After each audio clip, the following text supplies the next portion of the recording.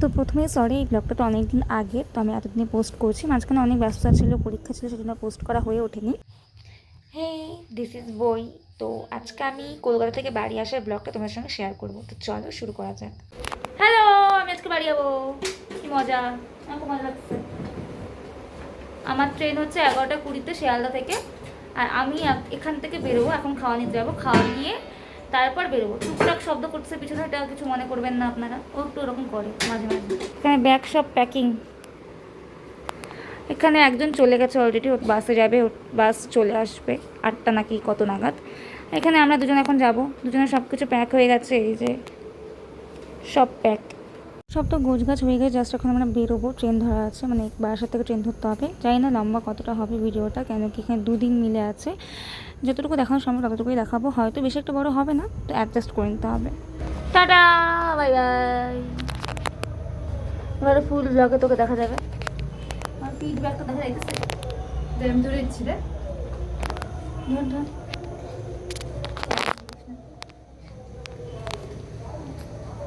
তো আমরা বেরিয়ে গেছি, এখানে যাচ্ছি এখন টোটো করে স্টেশনে, খুব লেট হয়ে গেছে আমাদের অলরেডি। চলো রীতিতে একটা গল্প করা যাক, মানে আমার না বেশি দিন বাড়ি থাকতে ভালো লাগে না, বেশি দিন আমার বাড়ি থাকতেও ভালো লাগে না, কখন কোথায় ভালো লাগে ঠিক বুঝি না, কিন্তু অনেক দিন পর যখন বাড়ি যাই না, ফিলিংসটা আলাদা থাকে আমার। শিয়ালদা দেখো কত ভিড়, যেহেতু আমাদের ট্রেনের টিকিট হয়নি, তো আমরা জেনারেলি যাচ্ছিলাম, আর আমাদের ট্রেন ছিল পদাতিক এক্সপ্রেস।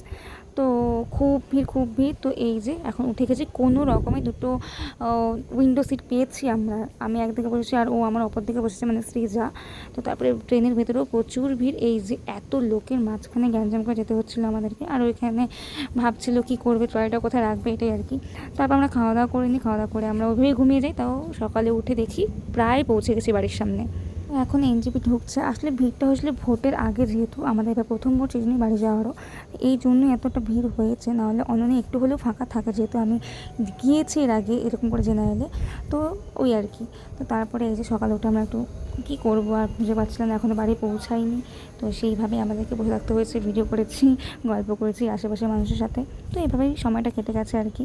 তো ফাইনালি এনজিপিও পার করে গেছে, আর এনজিপি ছেড়ে গেলেই না মনে হয় বাড়ির সামনে চলে এসেছি, কারণ কি একদম কাছাকাছি, খুব একটা দূরত্ব না ট্রেনে।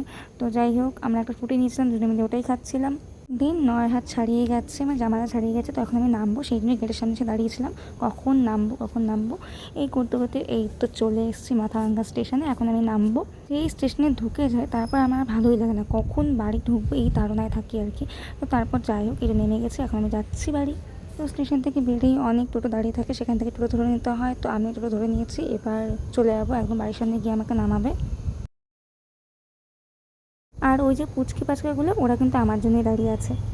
বাড়ি পৌঁছায় কোনো ভিডিও করা হয়ে ওঠেনি, তো রাতের বেলা একটা বিয়ে বাড়ি ছিল, সেই জন্যই রেডি হয়ে গেছিলাম। তো পাশেই যেহেতু বিয়ে বাড়ি, খুব একটা সাজগোজ করিনি, এভাবেই চলে গিয়েছি কুর্তি পরে। এখানে মাও তৈরি হয়ে গেছে, আর এখানে ঠাম্মাকে মা গিফট দেখাচ্ছিল যে কি দিয়েছে, একটা শাড়ি নিয়েছে মা। আমার মায়ের যেহেতু দোকান আছে, সেহেতু দোকান থেকেই নিয়েছে, মানে মায়ের ওখান থেকে নিয়ে নিয়েছে, আর এদিকে ভাইও রেডি হয়ে গেছে। তো বিয়েবাড়ি থেকে তো এসে আর কোনো কিছু করাই হয়নি, তো পরের দিন সকাল সকাল আমি ঘুম থেকে এই তো উঠে গেছি, আর তৈরি হয়ে গেছি স্নান টান করে, কেন কি আমাদের কাছে অক্ষয় তৃতীয়ার পুজো আছে, আর যেহেতু মায়ের বিজনেস আছে সেই জন্যই পুজোটা করা। গত কয়েক বছর ধরে আমার পুজোটা করে, তো আমি যে সময় এখানেই থাকি, আর আমার এক্সামও শেষ, তো আমি কালকে চলেও এসেছি। তো চলো পুজোর আজকে সারাদিনটা তোমাদেরকে দেখাবো। এখানে সব কিছু আছে, সিঁদুরে ফোঁটা লাগাবো, আর এখানে ঠাকুর বসবে, এই যে এখানে ঠাকুর আছে, এখানে বের করতে হবে ঠাকুরকে। তো এখন আমি এখানে বসে গেছি, সব কিছুতে এখন সিঁদুরের ফোঁটা চন্দনের ফোঁটা লাগাবো বলে, প্রথমে প্রীতি দিলাম, তারপরেই আরও যা যা ফল মূল ছিল সব কিছু দিলাম, তারপরে এই আমের পল্লবটায়, আর নেক্সট হচ্ছে এই গ্লাসে স্বস্তিক চিহ্ন আঁকলাম। আমি প্রথমে ভুলে গেছিলাম স্বস্তিক চিহ্ন কী করে আঁকে, তারপর আমি একটু গুগলে দেখলাম, কী করে দেখে তারপর আমি আঁকলাম। একে আবার দেখে দিয়েছিলাম সব কিছু ঠিকঠাক আছে নাকি, ভালো হয়েছে নাকি। তো এই তো এটা হয়ে গেছে, তারপর আরও বাকি যা যা আছে সব কিছুতে এখন সিঁদুরে ফোঁটা দিয়ে নেব। এবারে আমি ঠাকুরটাকে প্যাকিং থেকে খুলবো, মানে প্যাকেট থেকে বের করব, এই বাক্সের মধ্যে মা নিয়ে এসছে ঠাকুরটাকে। এই যে আমাদের বাড়ির গনু দাদা, খুব সুন্দর হয়েছে গনু দাদাকে দেখতে। ঠাকুর কি এখানে দেবো? চন্দন কপালে দিবি? সুজা সিঁদুর না? না, সিঁদুর দিও না। ঠিক আছে তো? হুম হুম হুম, মাঝে মাথা সিঁদুর ফুটা দিত। হ্যাঁ।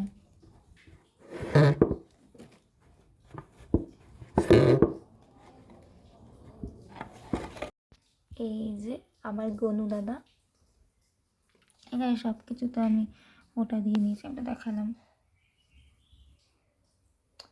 এই যে আমার গনু দাদা, গনু দাদাকে কি মিষ্টি লাগছে দেখতে, দেখো। আমি ওই দিকটা গুছিয়ে নিচ্ছিলাম আর এদিকে মা সব ফলমূল কেটে তৈরি করছিল, কারণ যেহেতু অনেক দেরি হয়ে গেছে অলরেডি, ঠাকুরমশাই চলে আসবে। প্রায় সব রেডি। এখানে সব ফল, লাড্ডু, মিষ্টি, দই, 5 রকমের ফল দিয়ে মাছ পাতা, এখানে নৈবেদ্য, এখানে অনেক ধরনের ফুল, সব কিছুই প্রায় রেডি।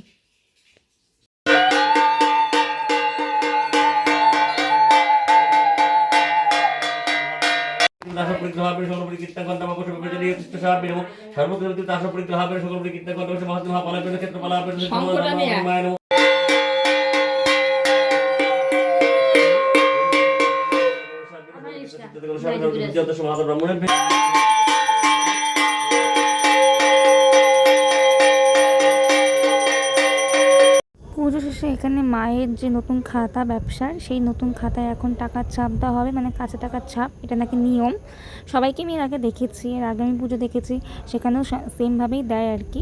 তো মায়ের নতুন খাতা এখন হবে, এখন থেকে মা মানে এই বছরের সব লেখালেখি এই খাতাতেই করবে।